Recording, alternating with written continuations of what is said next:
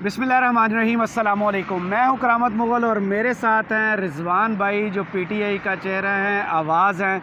रिज़वान भाई, आज इमरान ख़ान ने बिल-आखिर जलसों का ऐलान कर दिया और साथ ये भी कहा है कि अगर 14 मई को सुप्रीम कोर्ट अपने फ़ैसले पर अमल नहीं करवा पाती, इलेक्शंस नहीं होते, तो फिर हम सड़कों पर होंगे और फ़ैसला फिर सड़कों पर होगा। आप खुद शरीक थे आज रावलपिंडी रैली में। एक तो लोगों का जोशो खरोश कैसा था और दूसरा खान साहब के ऐलान को कैसे देख रहे हैं? बिस्मिल्लाहिर्रहमानिर्रहीम। शुक्रिया करामत भाई। देखें, सबसे पहले तो जिस जगह हम खड़े हुए हैं, अभी जो आज जंग लड़ी गई है वो इसी की जो इसकी बका है उसकी जंग के लिए इमरान खान मैदान में आए। बेसिकली हुआ क्या है, सुप्रीम कोर्ट के चीफ जस्टिस ने उमरता बंदयाल साहब ने जो एक फ़ैसला दिया 14 मई को, और उसके बाद उन्होंने कहा सियासी जमातों को कि आपस में मिल बैठ के बात करें, बैठ कर बात करके पाकिस्तान के मुस्तकबिल के लिए कोई हल निकालें। अच्छा, वो टाइम जो दिया तो अपोजिशन ने पीडीएम ने, मौजूदा गवर्नमेंट ने जो इस वक्त मुल्क के ऊपर मुसल्लत है, मतलब कोई आइन इस वक्त इस मुल्क में प्रिवेंट नहीं कर रहा। किसी किस्म की जिस जगह पर हम खड़े हुए हैं, सुप्रीम कोर्ट ने जो ऑर्डर दिया उसको नहीं माना गया, उसको हवा में उड़ा दिया। जब चीफ जस्टिस ने कहा कि आपस में बैठ के बात करें, तो वो लोग जो कल सियासत में करप्शन के बेताज बादशाह थे, मैं ख्वाजा आसिफ का बयान सुन रहा था कौमी असम्बली में, उन्होंने कहा जी कि हमारे पास प्लॉट नहीं है, इनके पास प्लॉट्स हैं, हमारे पास हमारी सैलरी 1.5 लाख है, 2 लाख है, इनकी सैलरी 18 लाख 20 लाख है। वो कंपैरिजन कर रहे थे चीफ जस्टिस के साथ।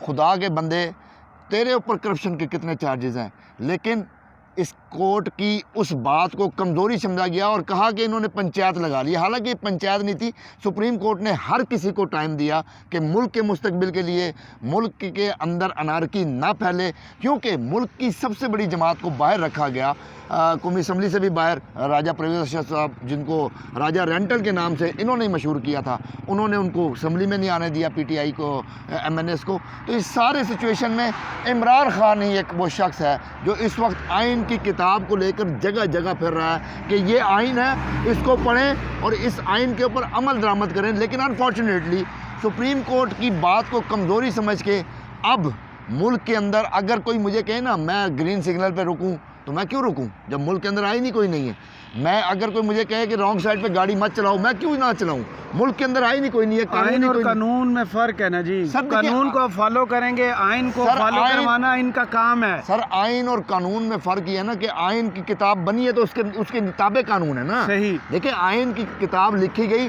उस आइन के मुताबिक कानून साजी की गई, उस आइन के मुताबिक कानून साजी करके इस मुल्क के ऊपर इम्प्लीमेंट किया गया। लेकिन इन बदमाशों ने, इन गुंडों ने, ये जो हमेशा से मुसल्लत रहे हैं इस मुल्क के ऊपर, उन्होंने उस आइन की धज्जियाँ उड़ाई। इमरान खान ने जो कहा है कि हम जलसों के लिए बाहर आ रहे हैं, तो पहले भी हमने जलसे किए हुए हैं, इसमें कोई शक नहीं है कि इमरान खान जो बात करते हैं उससे कभी पीछे भी हटते हैं।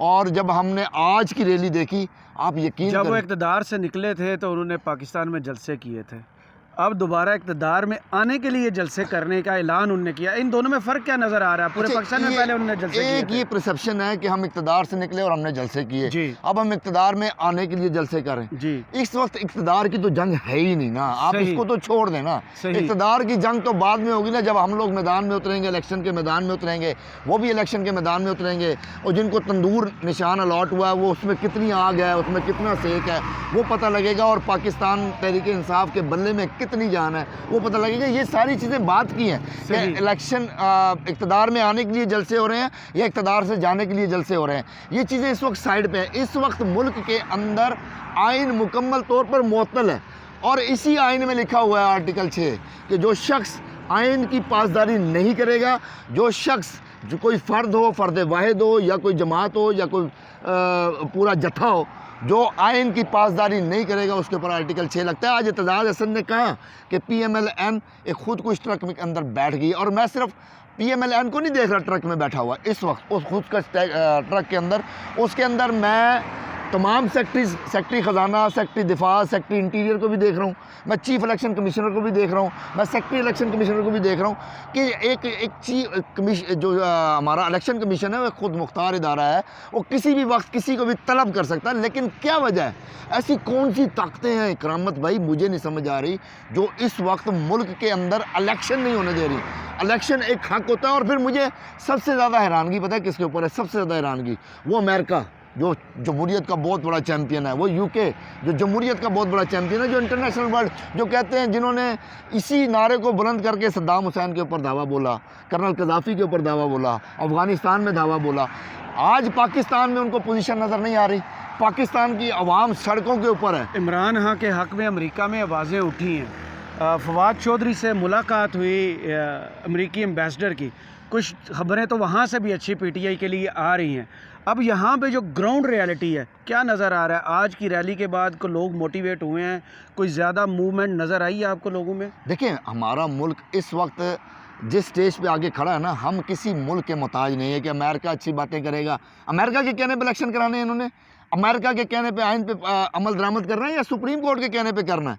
ये सुप्रीम कोर्ट जिसके ऊपर किसी दौर में इन्हीं दीवारों को फलांग कर जजेस के ऊपर बाकायदा फिजिकली अटैक किया गया, इधर से जजेस ने भाग कर अपनी जान बचाई। आज वो दौर नहीं है। मैं चीफ जस्टिस साहब को भी ये पैगाम देता हूँ कि चीफ जस्टिस साहब, आज पूरे पाकिस्तान में 6,500 मकामात पे, कितने मकामात पे? 6,500 मकामात पे पाकिस्तान की तारीख में पहली दफ़ा कस्बा, गांव, चक, ढोक, गांव, शहर, ज़िला, मतलब हर जगह पर एहतजाज हुआ है। चीफ जस्टिस साहब, हम आपके साथ नहीं खड़े, हम आपके पीछे इसलिए खड़े हैं कि आप आइन की जंग लड़ रहे हैं। और जहाँ तक रही अमेरिका की बात कि अमेरिका एम्बेसडर आके मिला है हमसे, ये वही एम्बेसडर हैं जिन्होंने रजीम चेंज ऑपरेशन में बहुत बड़ा किरदार अदा किया और इस मुल्क के अंदर फस्तायत। अच्छा, ये इनका एक उसका जो हमारा एम्बेसडर अमेरिका का यहाँ पर मौजूद है, उसकी तारीख है, वो जिस मुल्क में गया उसमें बदअमनी हुई है, और इसी तरह हुई है जिस तरह पाकिस्तान के अंदर फैलाने की कोशिश की जा रही है। लेकिन उनकी बदकिस्मती और इस मुल्क की खुशकिस्मती कि पाकिस्तान के अंदर इमरान खान है, पाकिस्तान में वो एक वफाक की पहचान है। वो बलोची को भी प्यार करता है, वो सराइकी को भी प्यार करता है, वो सिंधी को भी प्यार करता है। वो खान साहब पर सर 150 से ज़्यादा मुकदमात हैं, क्या देख रहे हैं? खान साहब अदालतों में पेश होते रहेंगे या जलसे कर पाएंगे? सर पॉसिबल कैसे देखें, होगा? नहीं देखें, अदालतों में पेश होना, हम अदलिया का एहतराम करते हैं, इस मुल्क के आइन के मुताबिक ज़िंदगी गुजार रहे हैं, हम अदालतों में पेश हो भी रहे हैं। फिर इलेक्शन कैंपेन ये कैसे करेंगे? इलेक्शन कैंपेन हमें चाहिए होता है शाम को 2, 2.5, 3 घंटे, और हमारी आवाम खुद पहुँचती है वहाँ पर। को खान ने बसें किराए पर नहीं लेके देनी, को खान ने बिरयानी की देगे नहीं बनवा के हमें देनी, को खान ने हमें कोई पैसे नहीं भेजने कि पार्टी फंड आएगा तो लोग जलसों में आएंगे। जब दोपहर को हम सुबह को यहाँ अदालतों में पेश होंगे, शाम को हम अपने जलसे करेंगे, और इंशाल्लाह ये वही खान है जिसने एक दिन में पाकिस्तान में रिकॉर्ड बनाया 8-8 जलसों का। और 8 जलसे ये नहीं कि एक शहर के, एक सिटी, एक तहसील में, नहीं नहीं नहीं नहीं, मुल्तान, फैसलाबाद, लाहौर, गुजरांवाला, इस तरह करके 8-8 जलसे एक दिन में हमने भुगताए हैं। तो ये इमरान खान का मुकाबला किसी तौर नहीं कर सकते। और जहाँ तक रही हमारे इस सुप्रीम कोर्ट की बका की जंग, उसके लिए आज हम बाहर निकले हैं, हमने अपनी आवाज़ लोगों तक पहुँचा दी है। देखिए, इस मुल्क में चोरियाँ होती हैं, इस मुल्क में डकैतियाँ होती हैं। मैं ज़रा थोड़ा सा मौजू से हट के एक बात करना चाह रहा हूँ। एक चोर ऐसा होता है करामत भाई, जो आपका मोबाइल चोरी कर लेता है। एक चोर ऐसा होता है जो आपका वॉलेट निकाल लेता है। एक चोर ऐसा होता है जो आपके घर का सामान चोरी कर लेता है। ये सारे नुकसानात पूरे हो जाते हैं क्योंकि ये अल्लाह की तरफ से एक नुकसान है। अल्लाह ताला का एक निज़ाम है, जो अल्लाह माल देता है वो किसी ना किसी तरीके से लेफ़्ट राइट हो जाता है उसके अंदर कोई। लेकिन एक चोर ऐसा होता है जो आपका मुस्तकबिल चुराता है। एक चोर ऐसा होता है जो आपके बच्चों की तालीम का पैसा चुराता है। एक चोर ऐसा होता है जो आपके बुजुर्गों की सेहत का पैसा चुराता है। सही। एक चोर ऐसा होता है जो आपकी बच्चियों की जहेज़ के पैसे चुराता है, मुस्तकबिल के पैसे चुराता है। अच्छा, उस चोर को हम खुद वोट दे के इलेक्ट करके यहाँ भेजते हैं, उसमें मेरे रब का कोई किरदार इस तरह नहीं होता कि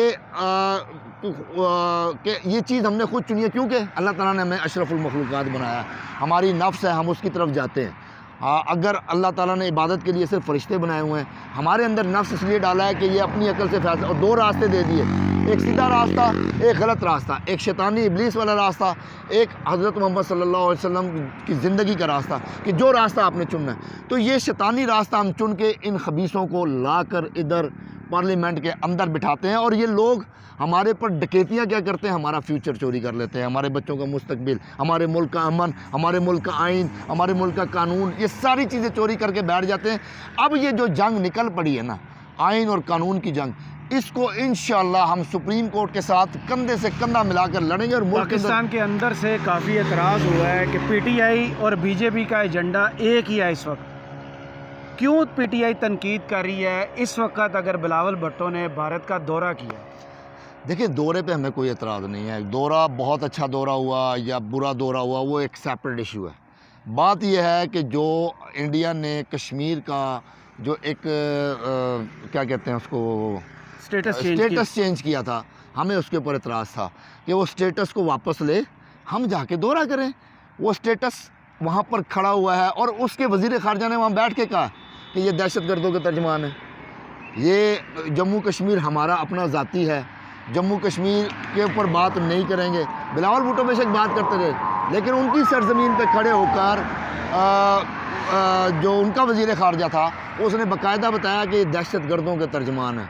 हमें ये दौरा इस वक्त चले, हमारी चाइना से कोई दोस्ती थी, उसके साथ कोई हम माजरत कर लेते, जिस तरह हमने पहले OIC के इजलास में माजरत की थी किसी तरीके से आने जाने के लिए, तो हम माजरत कर सकते थे। लेकिन कश्मीरियों के जो 2 लाख शोधा हैं, उनकी कब्रों के ऊपर, उनके चेहरों के ऊपर पैर रख कर बिलावल भुट्टो कश्मीर में चले गए।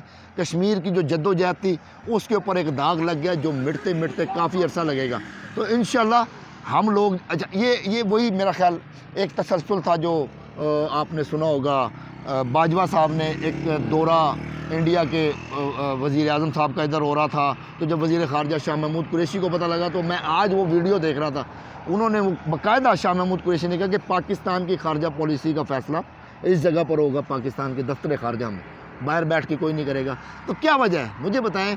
कश्मीरी हमारे लिए कश्मीरी ज़्यादा अजीज़ थे या हमारे लिए चाइना ज़्यादा अजीज़ था? मैं अब आपको एक सवाल छोड़ के जाता हूँ ना, इसके ऊपर मुझे जवाब भी चाहिए होगा, पीपल्स पार्टी से जवाब चाहिए होगा। वो शैला रज़ा आके बैठ जाती हैं रोज़ाना TV के ऊपर, और वो जो शाज़िया मरी को बड़ा गुस्सा आता है, और बाद में पता लगता है बैतुल माल की गाड़ियाँ भी इस्तेमाल कर रहे हैं। तो 15 साल से तो सिंध के हालात वो चेंज नहीं कर सके, वो कश्मीरियों की क्या बात करेंगे? कश्मीरियों की जिसने बात की थी, इमरान खान ने अक़वाम मुत्तहिदा में खड़े होकर, पता लगा था पूरी दुनिया को, जब उसने बात की तो पूरी दुनिया में एक लहर आई कश्मीर के हवाले से।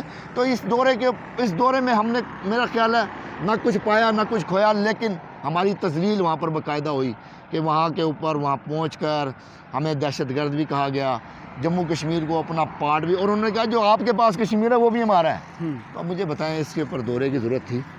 चलें, बहुत शुक्रिया रिजवान हमसे बात करने के लिए। कमेंट्स बॉक्स में ज़रूर बताइएगा ये वीडियो आपको कैसी लगी। इजाज़त दीजिए, अल्लाह हाफ़िज़।